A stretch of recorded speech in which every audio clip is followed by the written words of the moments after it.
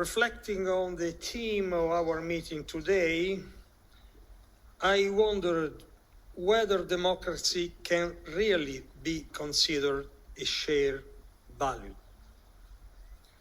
Many in the West think that democracy is a value of the West, and that, therefore, it is a flag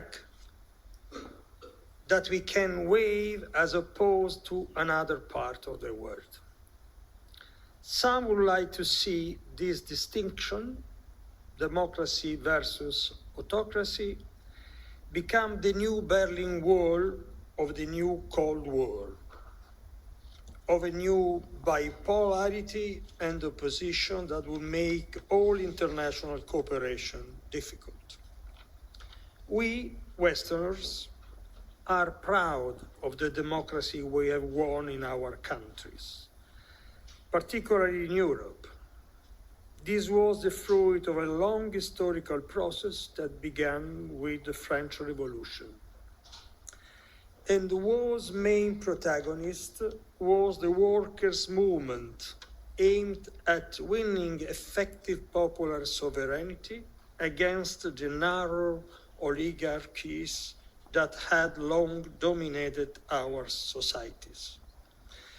Particularly in my country, Italy, in the last century, democracy was won through the struggle against fascism and Nazism, with the high price of sacrifice paid by our parents during the World War II. But this legitimate pride should not prevent us from seeing that our model, precisely because it is the result of a long and peculiar historical process, cannot be exported and imposed in other parts of the world, as the experiences made in Afghanistan or Iraq or in the Middle East have shown again in the recent years. Secondly, it is also evident that today's world cannot be reduced to a contrast between two models, being instead rich in different experiences that cannot be traced back to the ideological opposition that characterized the past century. Those who believe, as I do, in the values of democracy should also know that the logic of the Cold War and ideological challenge is not conducive to the circulation of ideas and dialogue in which different civilization cultures influence one another. On the contrary, it ends up resulting in a rigidity that is certainly not conducive to the affirmation of human rights and democratic principles. Rather, the problem seems to me to be one of deeper reflection on the reason why that process that seemed unstoppable after 1989 of expansion of the liberal democratic model has come to an halt today, and our model of Western democracy has lost credibility and attractiveness. I do not believe that this depends fundamentally on the aggressiveness of the so-called autocracies, but on the contrary, on phenomena within our own societies that have progressively eroded the consensus basis of democratic compromise. At the origin of this is a globalization without rules, based on the domination of financial capitalism and the market that has ended up subduing the power of nation states, producing enormous social inequalities, no longer compensated by fiscal, welfare policies, redistribution of wealth. As politics, which remain confined to a national dimension, is suffocated by the power of global capitalism, the motivations for democratic participation are reduced, as it's happening in so much of the Western country, and phenomena of populism and irrationality spread, leading to political instability and the decay of the ruling classes. Democracy thus proves to be more than a model to be exported, a value to be rebuilt in our own societies through public policies capable of re-establishing a primacy of politics over economics and imposing effective remedies to inequality and social injustice and limitation to overpowering power of money, which all the more so through the control of modern media appears increasingly capable of manipulating and conditioning political opinions themselves. The risk is, as Joe Stiglitz wrote a few years ago, of moving from the glorious season in which the democratic principle was one head, one vote, to the new principle of $1, one vote. Democracy does present itself as a great challenge by demonstrating that popular sovereignty is not a conquest valid forever, but a goal to be constantly reasserted against old and new enemies. It is true for the Western world. It is certainly not less true for other worlds with which we are confronted today.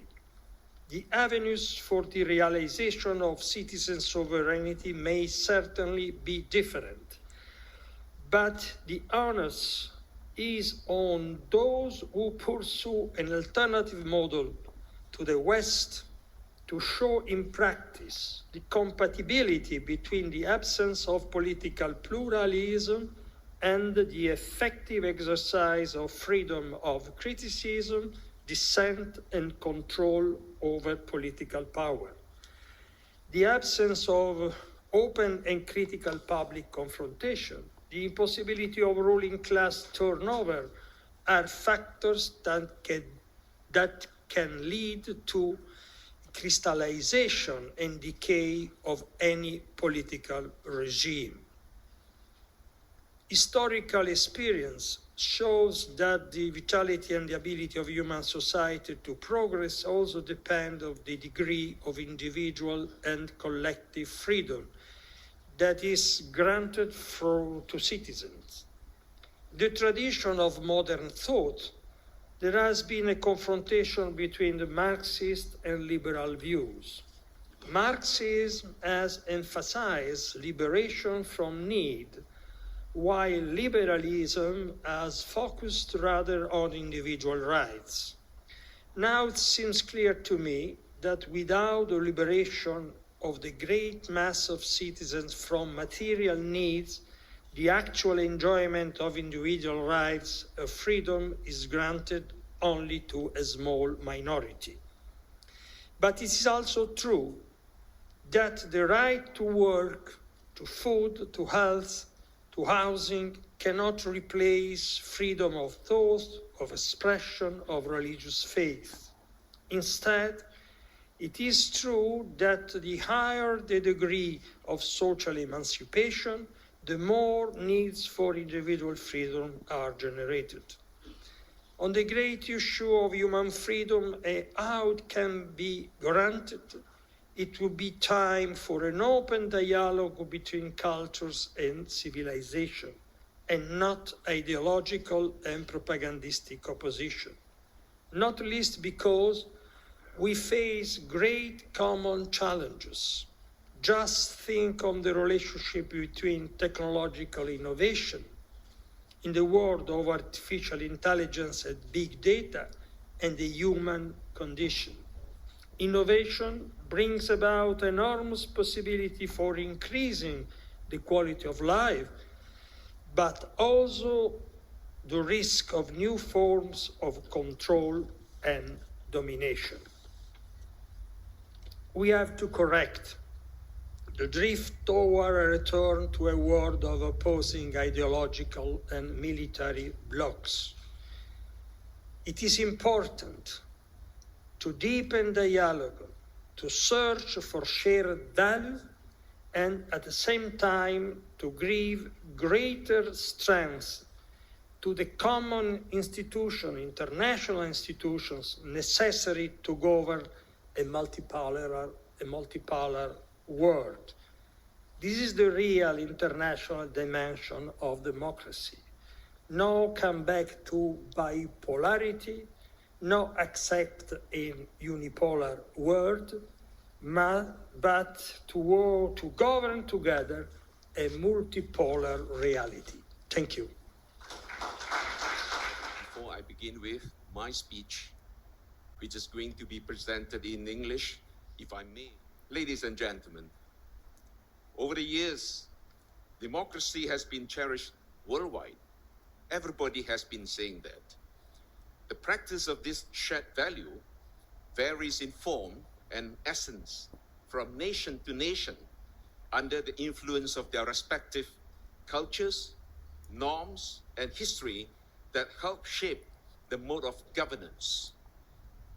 In this respect, ladies and gentlemen, the diverse levels of modernization and development, trajectories of nation building, and history of nationhood across a developing and underdeveloped world stand out as the key parameters having heavy bearing on their diverse polity.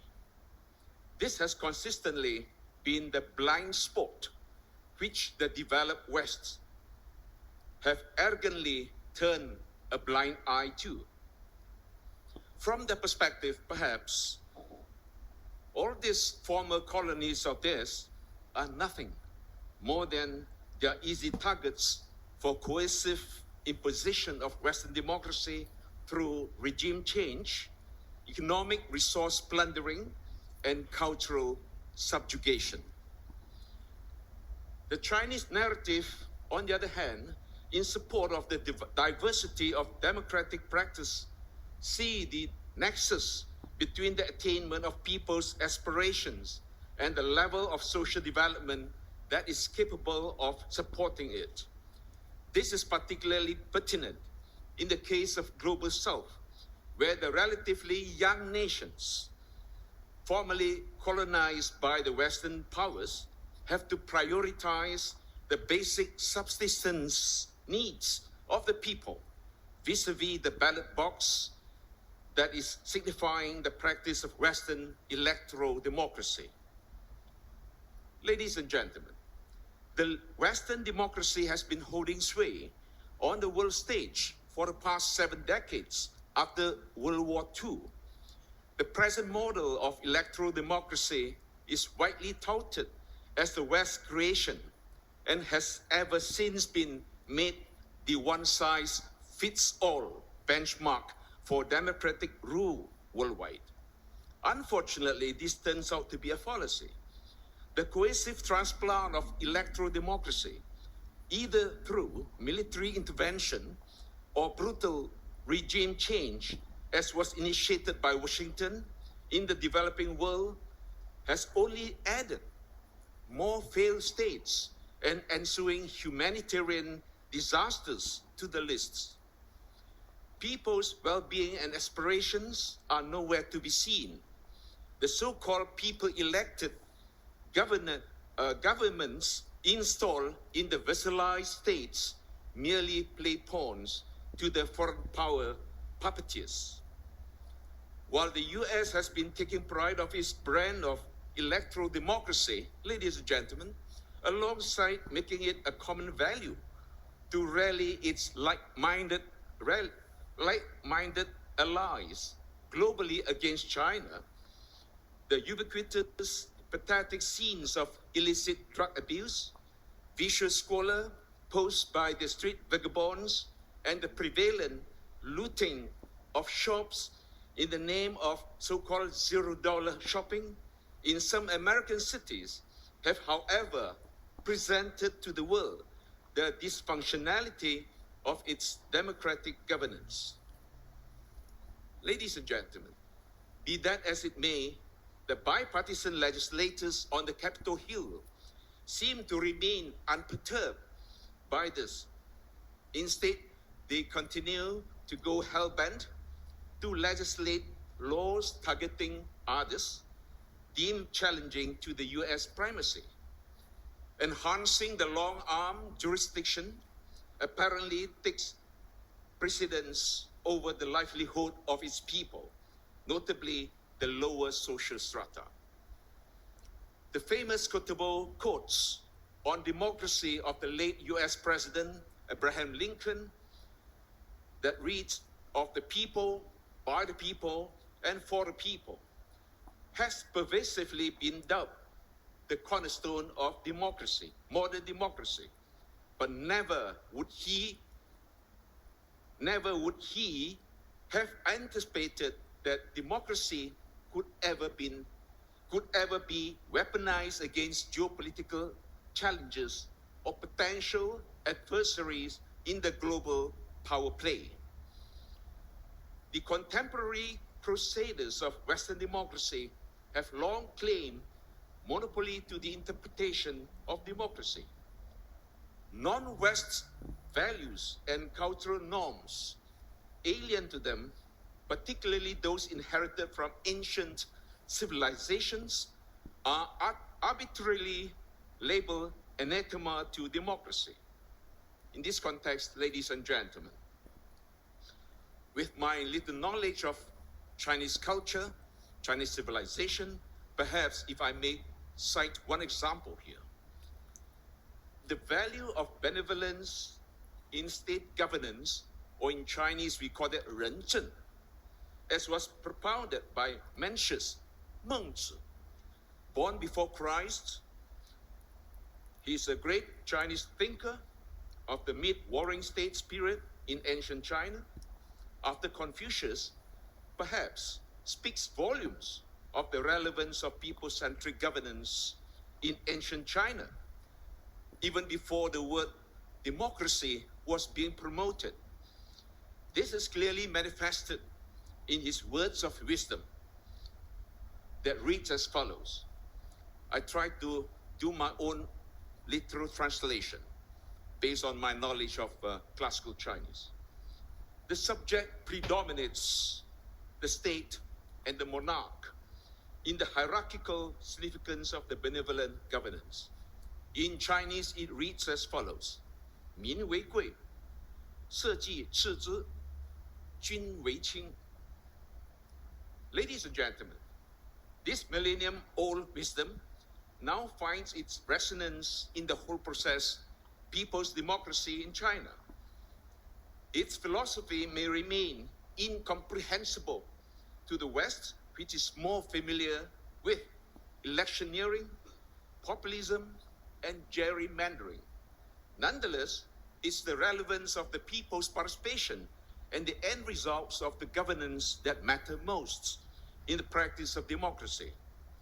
As the global dynamics are now going increasingly multipolar, respect for diversity in democracy is no longer a myth, but a reality to embrace worldwide in pursuit of a coherent global governance. Ladies and gentlemen, on this note, I thank you for your attention. Thank you. 谢谢. The world is on the cusp of a historic transition. It is transiting from a declining Western-dominated global order to an emerging multipolar order, which is perhaps more democratic. At the heart of the transition is a battle of ideas between hegemony and multipolarity. An assertive China is leading the global South in challenging hegemony, the hegemonic theory, and championing the reform of the global governance system. Since the opening up in the 1980s and 1990s, China has leveraged new technologies to become a major global power with the world's second largest economy and a world-class military. China is now leading the South in a multi-pronged strategy to transform and democratize global governance. Its leadership is benefiting from what the 2024 two sessions parliamentary meetings are billed as, quote, new quality productive forces, that is, new energy, high-tech, manufacturing, and artificial intelligence, which are spanning growth and development. Distinguished guests, conceptually, the push for the reform of the existing global governance system is challenging the flawed thinking that the world must have a hegemonic power with unsurpassed military, political, and economic prowess to underwrite global peace and harmony. After the Second World War, the United States-led West imposed a hegemonic victor's order over the rest of the world. The World Bank, the International Monetary Fund, the United Nations, and other post-war institutions of global governance are neither inclusive nor democratic. As a result, a handful of powers, mainly Western, are on the table, while the rest of the developing countries in Asia, Africa, and Latin America are on the menu. The transition to an equal, inclusive, and orderly multipolar world is the most crucial global agenda today. This will provide all states the rights, equality, rule of law, and opportunities in global governance. Multipolarity is more about recognizing the value of unity in diversity and less about creating multiple blocks, disarray, fragmentation, and balkanization. Ladies and gentlemen, multipolarity means 5 interrelated transformations of our world. First, multipolarity is about democratizing global governance. The existing global governance system has a glaring democracy deficit. The three distinct ways of democratization that Samuel Huntington described so eloquently never translated into global democracy. On the global landscape, states have continued to wield unequal powers. Despite this, a democratic global governance is not a pipe dream. A multipolar world means building consensus and harmony, fair and just rules, and equality and greater interdependence among member states. As Chinese Foreign Minister Wang Yi recently observed, quote, an equal multipolar world means equal rights, equal opportunities, and equal rules for every nation, close quote. In a multipolar world, might is not right, and countries are not grouped according to their strength. Instead, states uphold the universality, recognized basic norms governing international relations, and observe the principles of the United Nations Charter. Distinguished guests, the multipolarity means championing economic globalization. A multipolar world means inclusive globalization and economic democratization. Casting the post-war hegemonic world, globalization created inequalities in power and resources. In a multipolar world, economic globalization will be universal, inclusive, and beneficial to all. By growing the economic pie and sharing it fairly and justly, inclusive and beneficial to all. By growing the just inclusive globalization will reduce poverty, inequalities, and imbalances. A multipolar world will help counter unilateralism, protectionism, isolationism, and other anti-globalization trends. The rise of new productive forces is everywhere spurring high quality growth and boosting inclusive globalization.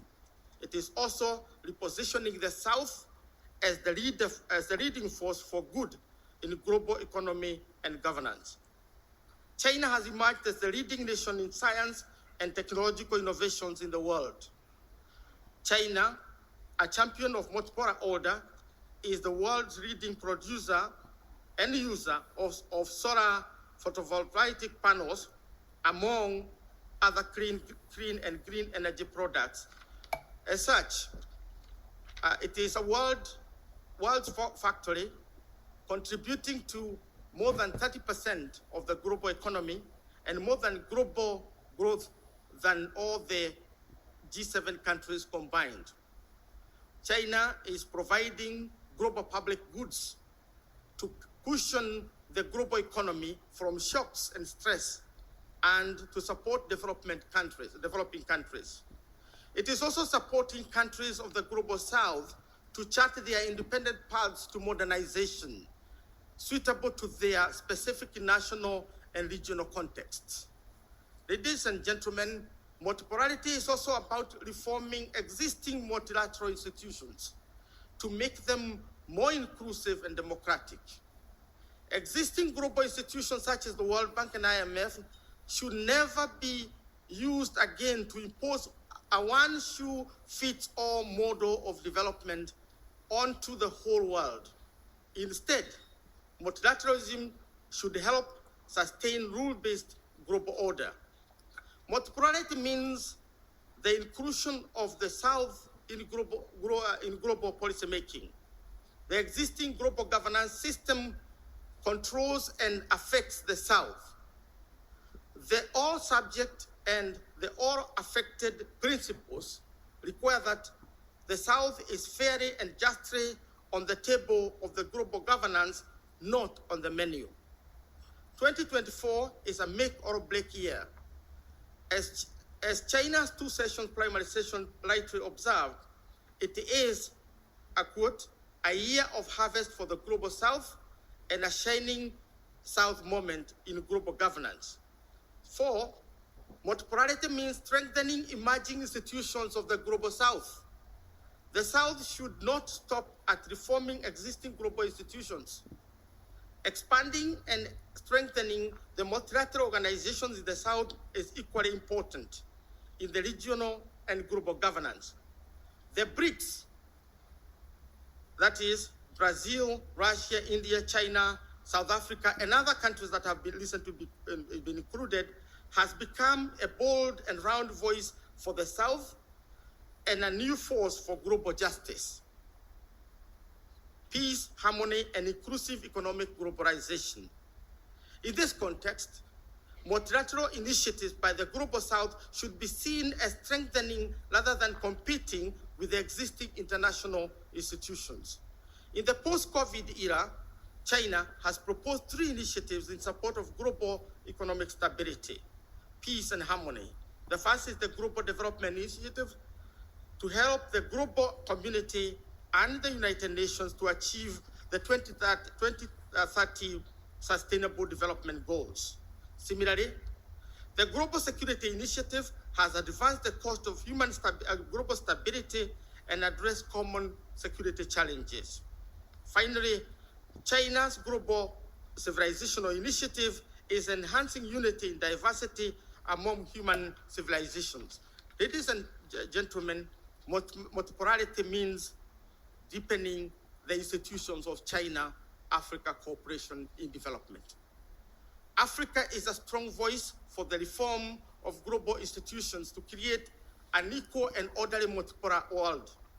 It is also a major prompter of the multilateral institutions of the global South, such as the BRICS. Over the last 2 decades, an effective architecture of China-Africa cooperation has emerged.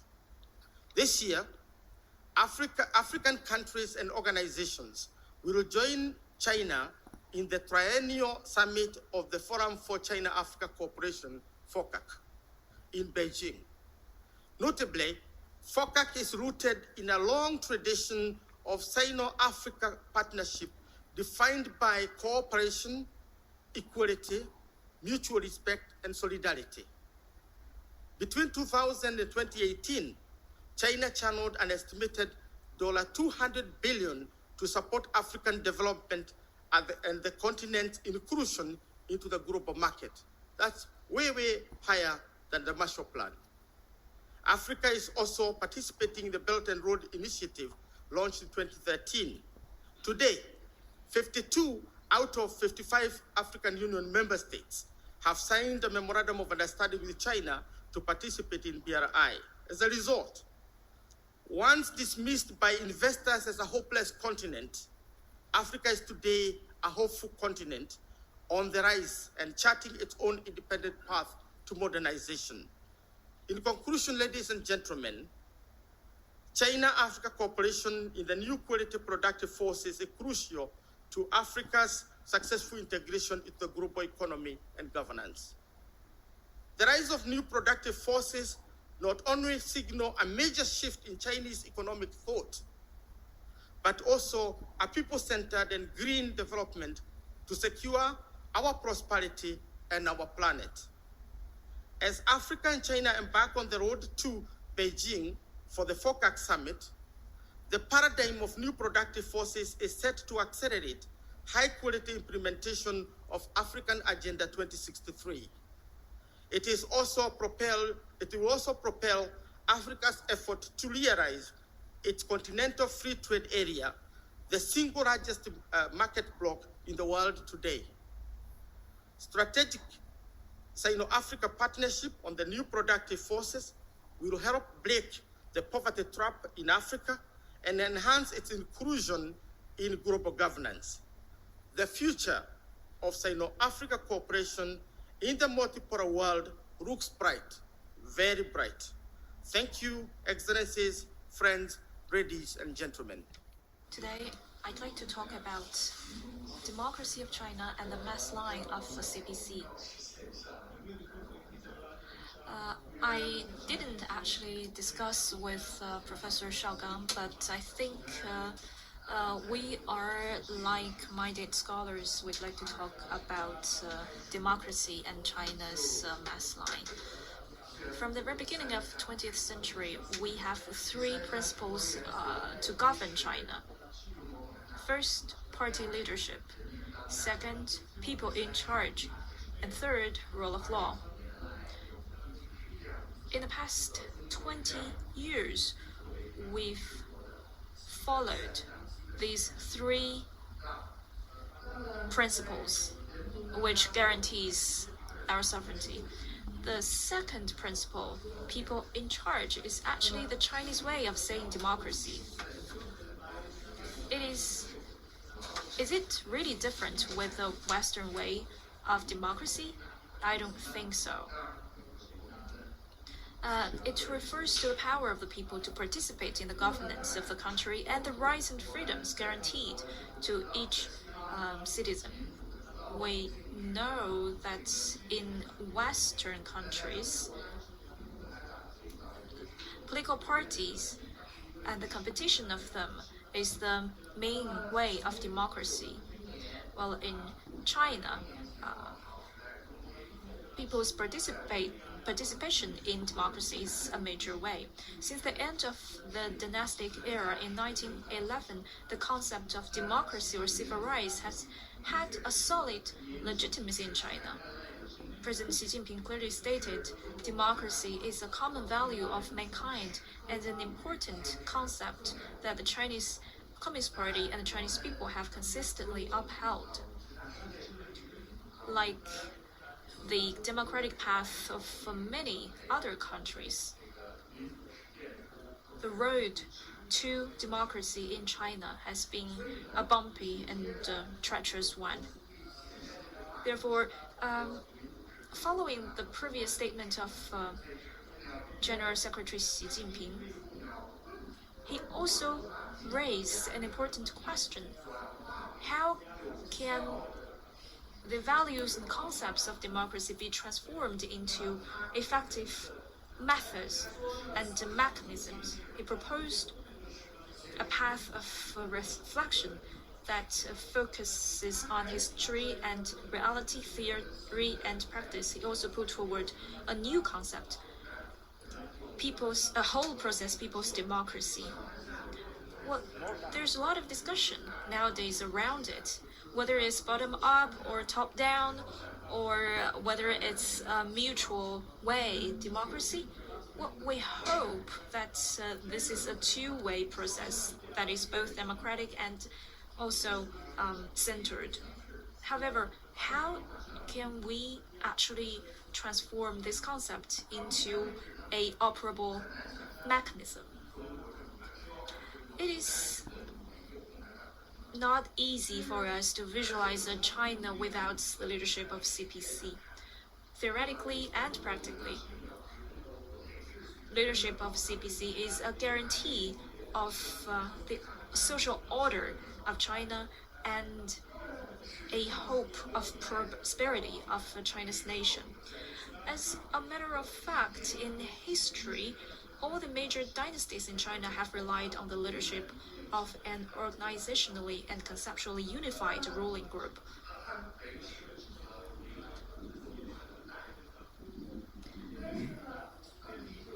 Yet the problem is that the ruling groups of these successive Chinese dynasties did not embody democracy. The People's Republic of China, founded by CPC, is a republic and a democratic public. That's the major difference. How do we effectively combine party leadership and people's in charge? I believe that by reliving the mass line is an important way to realize this whole process, people's democracy. Just as Professor Wang has elaborated, what is the mass line of party? It is actually for the people and by the people. It has always been treated as the lifeline of the party. And the main feature that distinguishes the CPC from the Soviet Communist Party is that CPC believes and promotes the mass line. The 7th National Congress of CPC established Chairman Mao Zedong's position as the core leader and the guiding ideology of Mao Zedong's thought within the party. And in the closing ceremony, he actually used the word God to give an analogy between Chinese people and God. So it is very important for CPC to stick to this rule. In my view, I think the mass line is a bridge. It is connecting the methodology of the party and the people's support.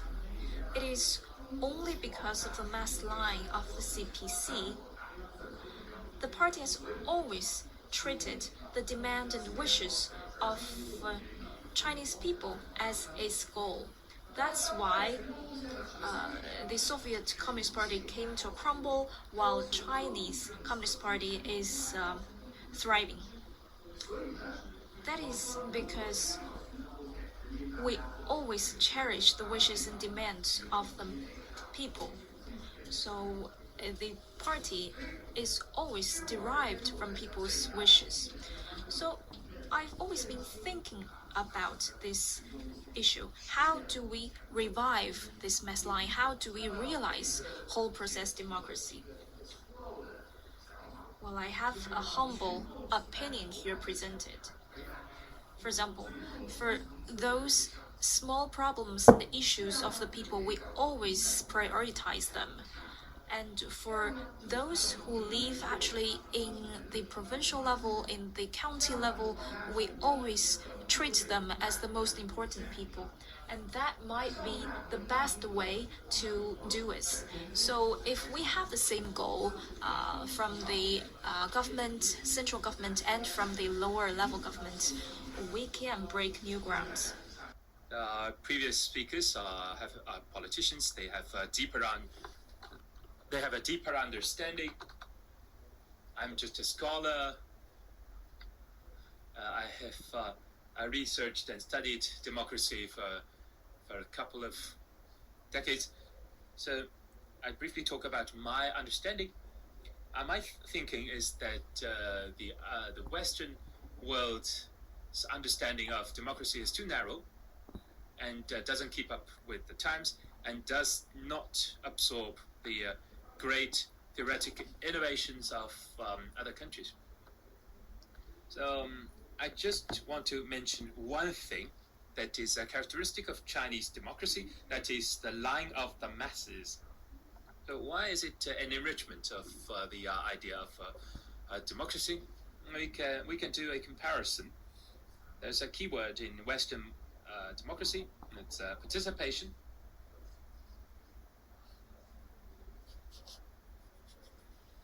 This is a word that I created.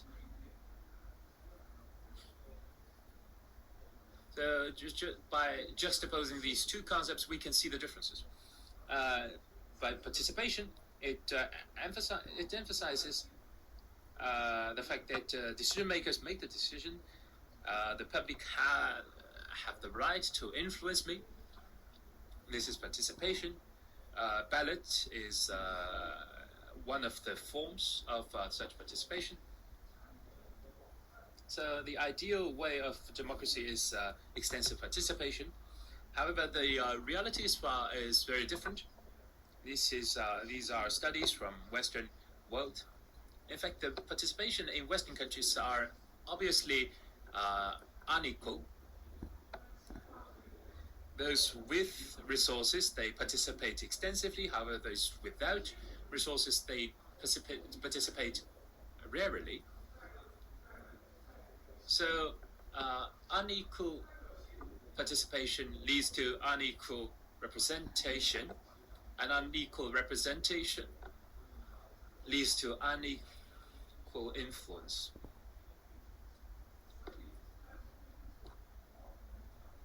So that's why the policies that ensued cannot reflect what the people think.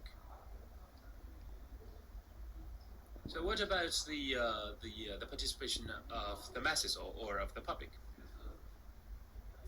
In fact, it's just the opposite.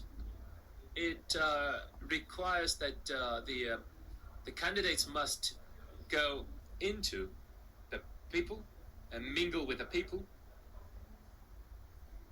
So this is what we say in China, in Chinese, coming from the people and going back to the people.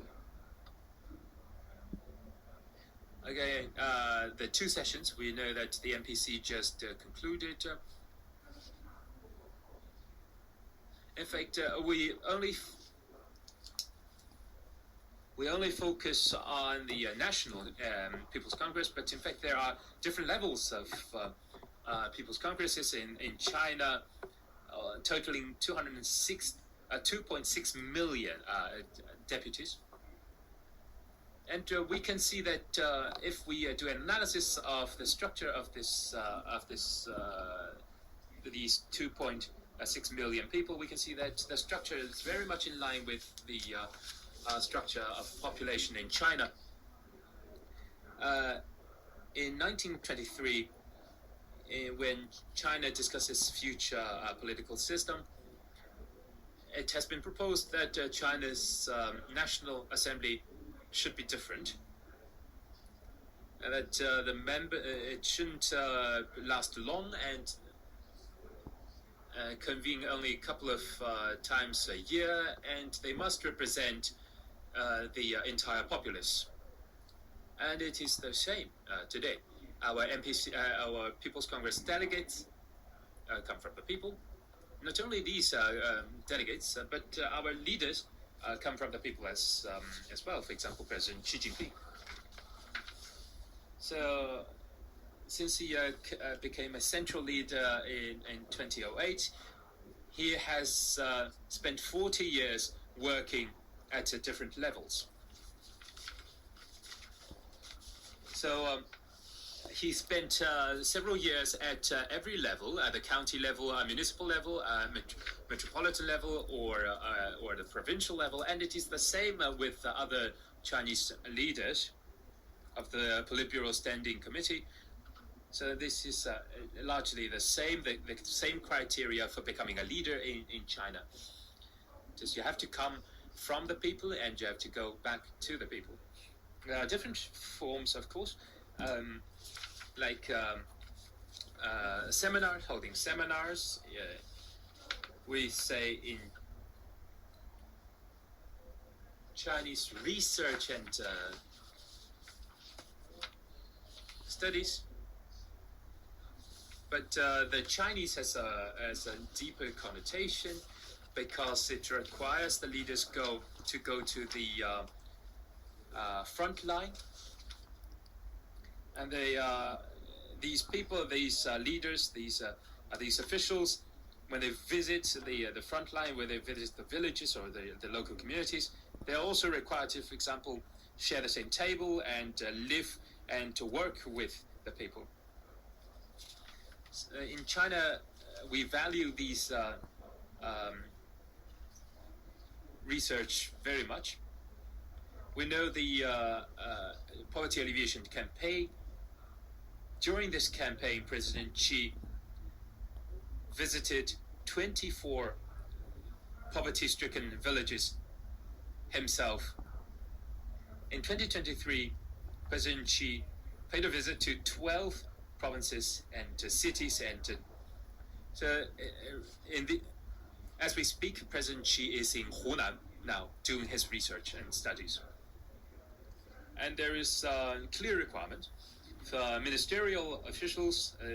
There should be no fewer than 30 days of such studies, and no fewer than 60 days from city level and county level leaders and officials.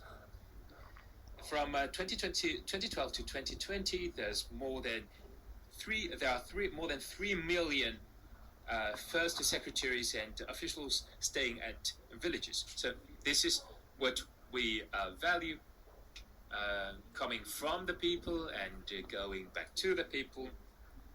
This logic is different from that of the Western style participation. That's why I have coined this word. I hope it can become popular. Thank you very much.